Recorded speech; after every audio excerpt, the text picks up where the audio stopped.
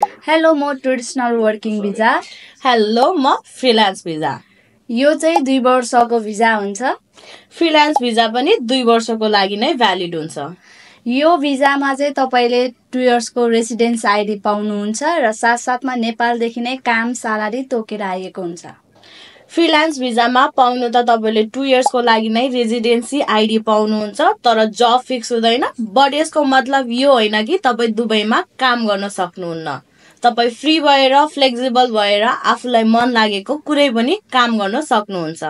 यो भिजामा पासपोर्टहरू सबै कम्पनीले नै राखिदिएको हुन्छ। एज यो फ्रिलान्स भिजा हो, म मेरो मालिक मै हुन्छु र मेरो लिगल डकुमेन्ट पासपोर्टदेखि लिएर इमिरेट्स आइडी सबै मैसँग हुन्छ। यदि म दुबईदेखि युरोप कन्ट्री जानु पर्यो भने मैले कम्पनीको पर्मिसन लिनुपर्ने हुन्छ। एज मेरो लिगल डकुमेन्ट पासपोर्ट इमिरेट्स आइडीहरू सबै मैसँग हुन्छ। मलाई मन लागेको टाइममा कुनै पनि युरोप कन्ट्री मात्र नभएर सेन्जनदेखि लिएर क्यानाडा अमेरिका पनि अप्लाई गरेर जान सक्छु।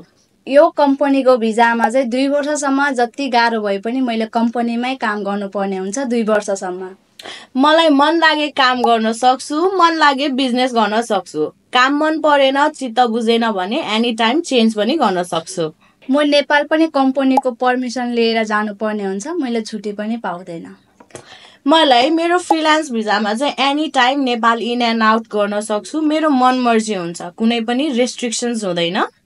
मैले आफ्नो फ्यामिली स्पोन्सर गर्न पाउँदिन। मैले आफ्नो फ्यामिलीलाई पनि लिगल तरिकाले स्पोन्सर गरेर दुबई लिएर आउन सक्छु। आई गेस यो भिडियोबाट चाहिँ तपाईहरुलाई क्लियर भयो होला कि फ्रिलान्स भिजा र वर्किङ भिजा भनेको सेम होइन भनेर। अझै मोर इन्फर्मेसन चाहिएमा हजुरहरूले स्क्रिनमा दिएको नम्बरमा कन्ट्याक्ट गर्नुहोला। धन्यवाद।